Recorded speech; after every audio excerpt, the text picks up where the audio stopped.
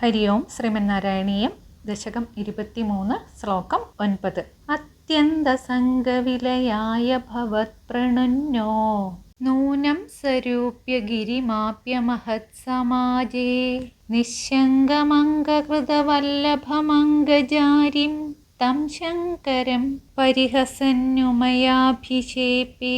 ചിത്രകേതു ശ്രീ പരമേശ്വരനെ പരിഹസിച്ച് ശ്രീ പാർവതി ദേവിയുടെ ശാപത്തിന് പാത്രമായി തീരുന്നതാണ് ഈ ശ്ലോകം.